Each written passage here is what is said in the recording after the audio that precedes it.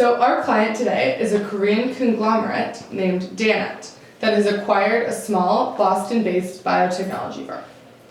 The company that they have acquired has developed a chemical that helps control the ripening of produce. After limited testing, this chemical appears to work especially well with apples. It allows apple orchards to harvest earlier, and it improves the overall quality of the harvest. Danet would like to know if they should attempt to commercialize this chemical. Cool.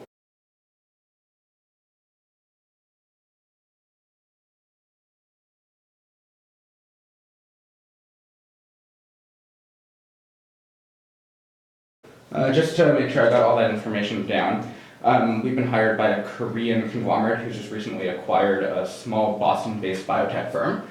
That firm owns a chemical which helps with the ripening of produce, specifically with apples, and it has two key benefits. It helps the harvest be done earlier and also improves the overall quality of the harvest. Yes.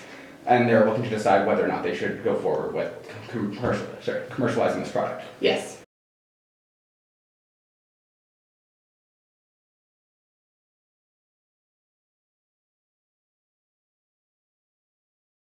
Any kind of targets in mind in terms of ROI or profit or anything that would make them happy to commercialize this product? Yeah, good question. They're just looking to see if it's profitable. Okay, so And if the market is big enough for this.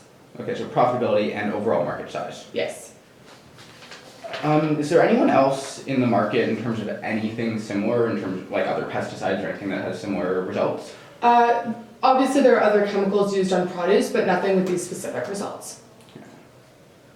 So we can ignore kind of the effects of anyone else in the market then? Exactly.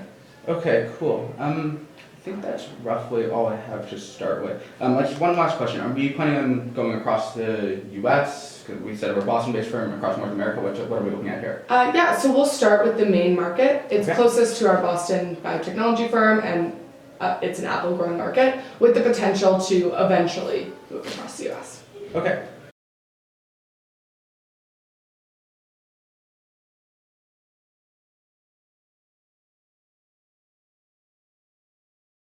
Structure my thoughts, please. Yeah, go ahead.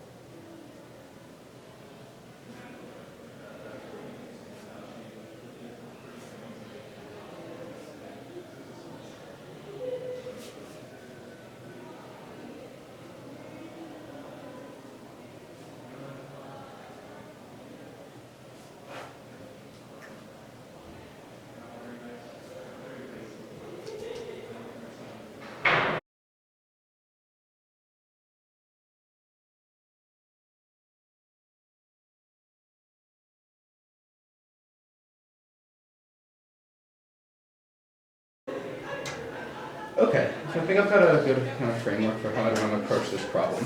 The first thing I want to look at, we said we were concerned with the overall market size, so I think that's a great place to start. I don't know 100% what figures we'll have, but I want to look through that in terms of kind of revenue, profit, the number of farms, how big the farms are, lots of stuff like that. From there, I want to move on to try and figure out how much value this product would provide to the farmers. So I'm thinking likely you can use something called value-based pricing as opposed to a cost-based pricing idea. So basically we've said that it has two benefits. It helps with harvesting earlier and it helps with improving quality. So I want to get an idea of how much that would be worth to the farmers because that would kind of set an upper bound on how much they'd be willing to pay for it, and then we can kind of think about where we would set a price maybe a little lower than that. From there we can go and look at the overall profitability of the conglomerate. So we then factor in our costs and see if our costs are hopefully a lot lower than whatever the value is to the farmers. And finally, I want to move on to a few risks. I got three ideas that I want to look at. One is logistical operational risks, so in terms of whether they have supply chains and distributions intact and whether they have plants to really produce this much of the chemical. I want to look at some possible regulatory risks. Maybe the FDA is going to come in and regulate us, and like there are certainly rules about food and what you're allowed to put in food. Mm-hmm. And finally, I want to take a brief look at the target market itself and try and decide if Maine is really the best target market and whether it's a good proxy for the rest of the US or whether it's really an outlier and probably isn't the best thing for our analysis. Sounds good.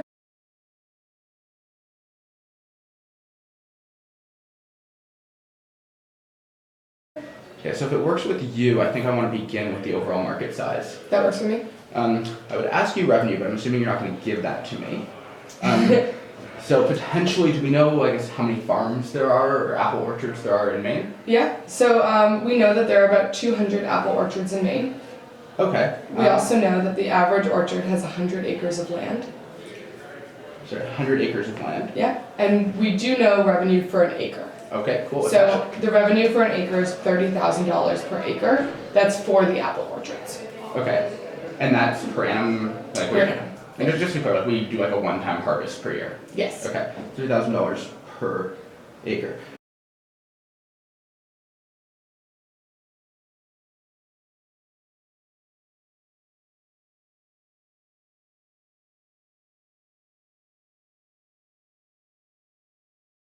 So I'm just going to start by figuring out how many acres we have and then figure out our total market size.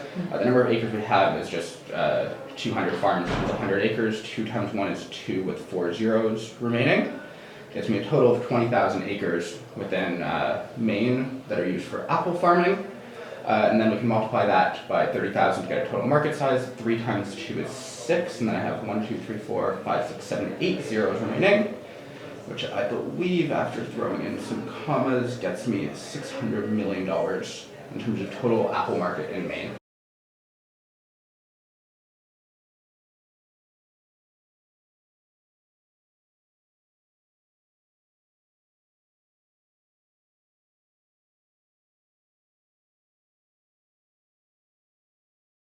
I don't have any great proxies, but in terms of overall market size, that seems pretty high, so I'm generally attracted to that idea. Do we have any maybe comparables in terms of other states or other countries or anything else to decide how big this number actually is? Yeah, good thought process. We don't have any proxies, so why don't we go with your initial thoughts. For now, we'll assume it's big enough, with the idea that we might want to compare this to other markets later. Okay, cool. So I think, so that's kind of covered revenue and farms.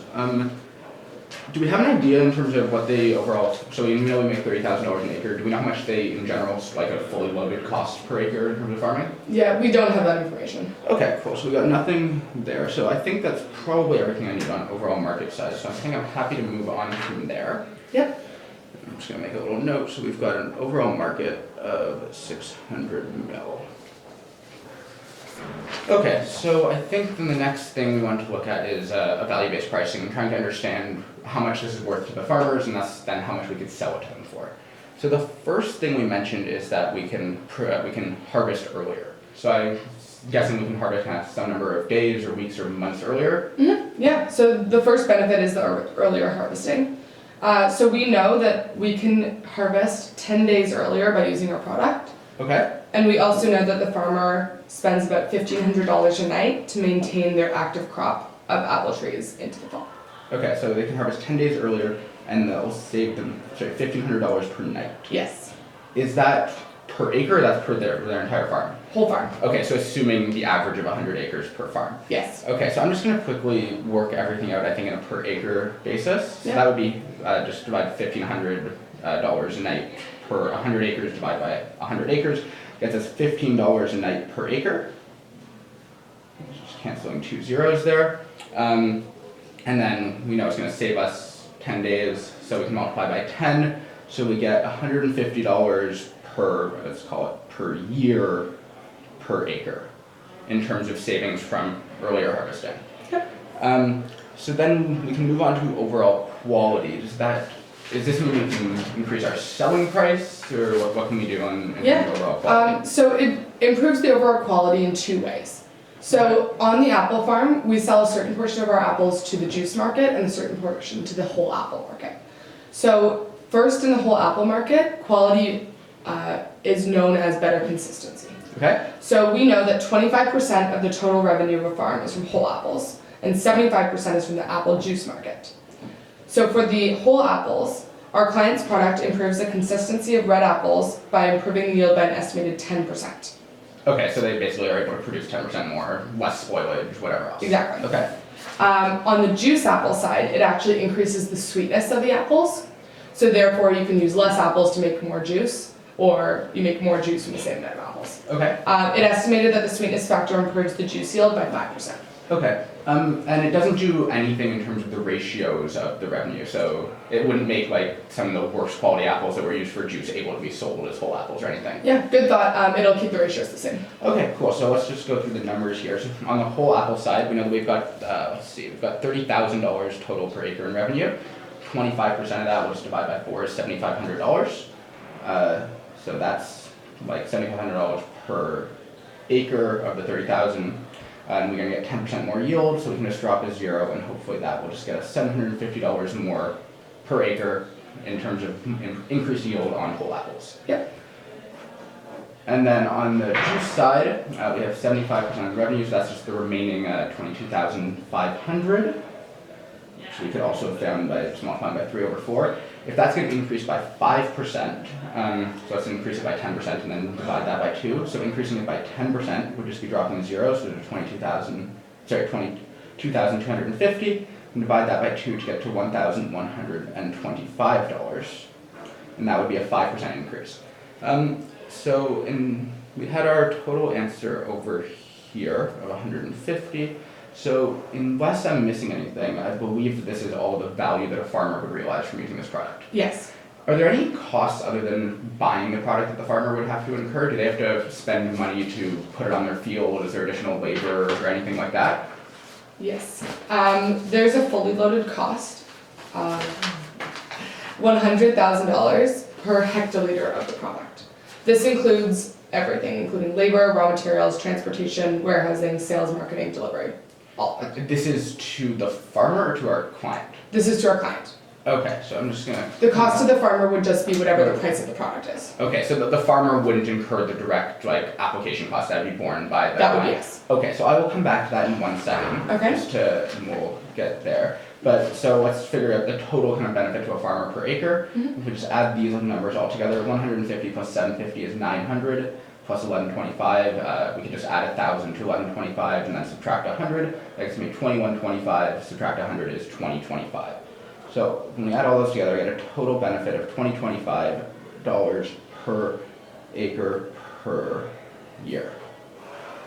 So just to wrap up kind of this value-based pricing component here, that is the absolute maximum a farmer would spend on this, and presumably that makes no sense. They're not going to go out to the effort to spend this money for no improvement if all the money goes to our client.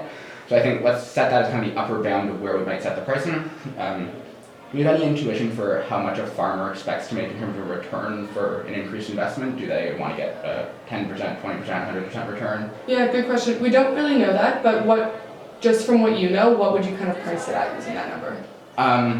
I think before I set a pricing decision, I want to quickly know what our costs are on the other side, and then I think from there it's probably reasonable to make a pricing idea. But obviously, my first instinct is less than $2,000 and so $2,025.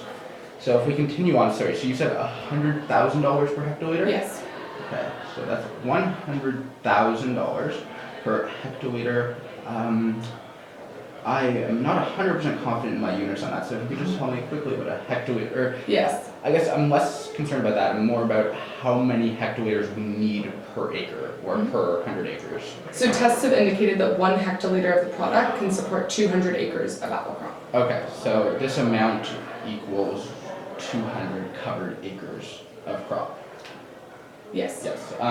So we can then figure out a price per acre. So then we can do our $100,000 over 200. We cancel some zeros here. We get 1,000 divided by 2 equals $500 per acre. So that is the total cost to the company. Yes.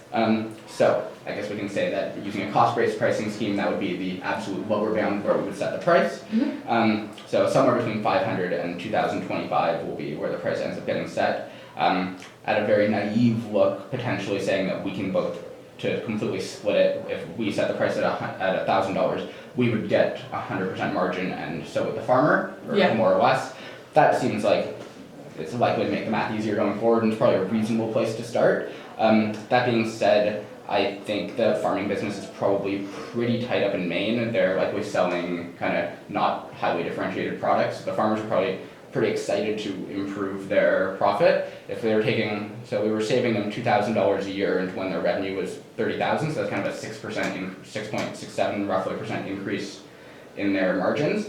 So maybe they'd be willing to pay a little bit more, but I think for now I'm kind of comfortable with $1,000. If that works for you? Yep, I'm good with that. Okay, so we've got $500 an acre.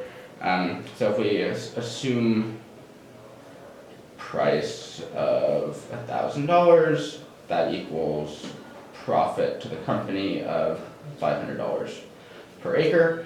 Let's just figure out, I guess, potentially what our total profit would be from that. We know that we have a total of 20,000 acres in Maine. So if we've got $500 per acre times 20,000 acres, we get 5 times 2 is 10 with 1, 2, 3, 4, 5, 6 zeros.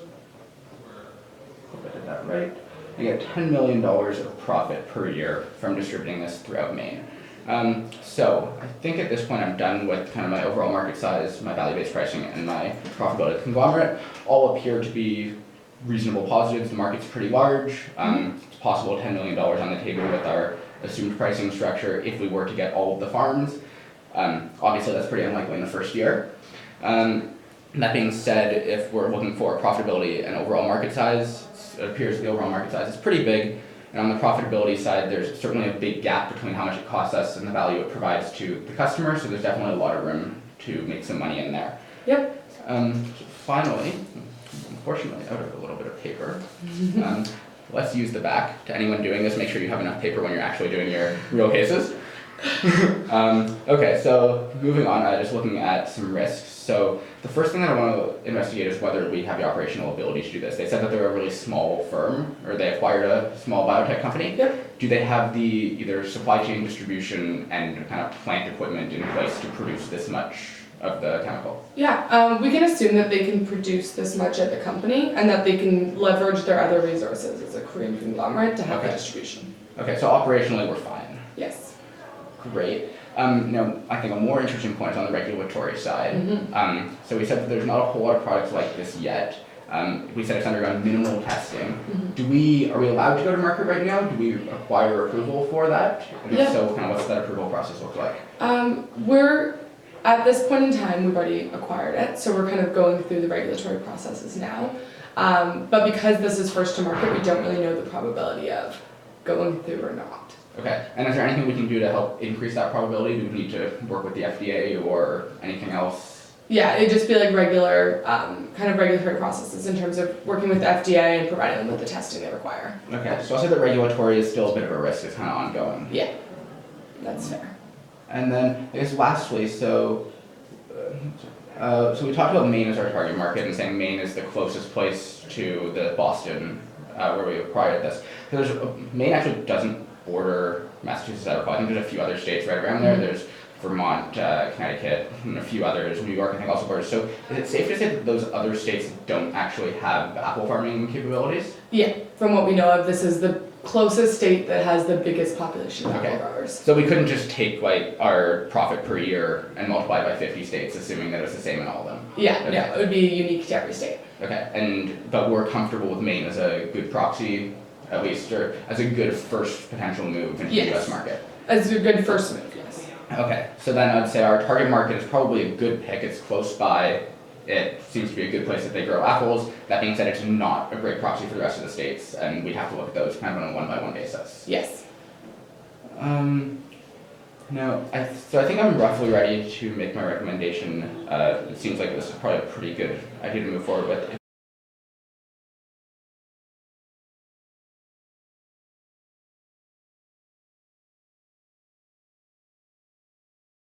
Have a quick second just to think about a few potential revenue synergies or improvements we can make if we still have some time. Yeah, go ahead. Back of another sheet. Don't do this.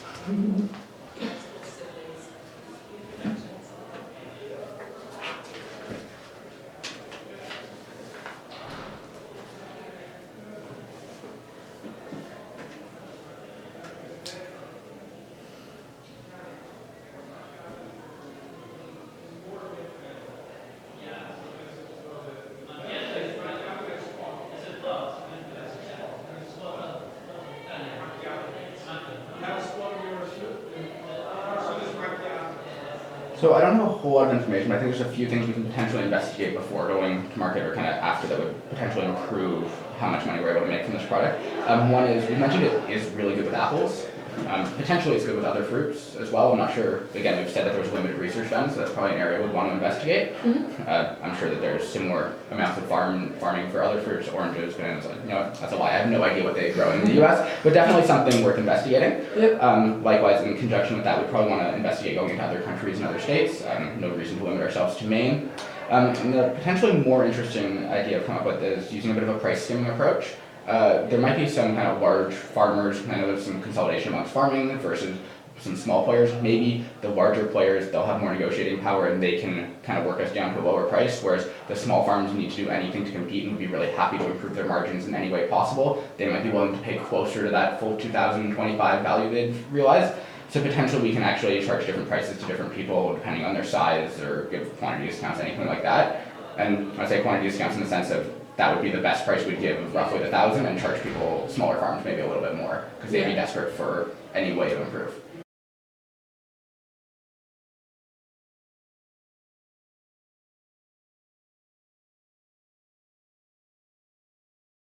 Fair. If it's okay with you, I think I'm ready to put together my recommendation. Yeah, go ahead.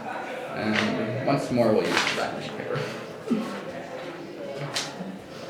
Everyone's gonna bring like 30 sheets.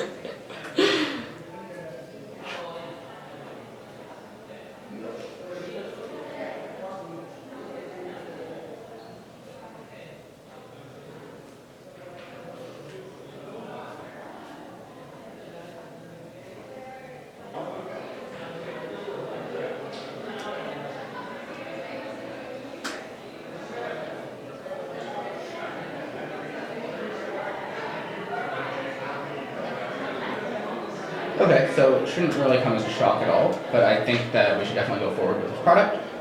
We've hit our two goals of having a large market, or at least a relatively large market of $600 million. And in terms of profitability, there's lots of value to capture. There's a difference in price, so it costs us $500 per acre, whereas it has a value to the farmers of just over $2,000 per acre. There's lots of value to potentially capture there, and it seems to be definitely a profitable action going forward.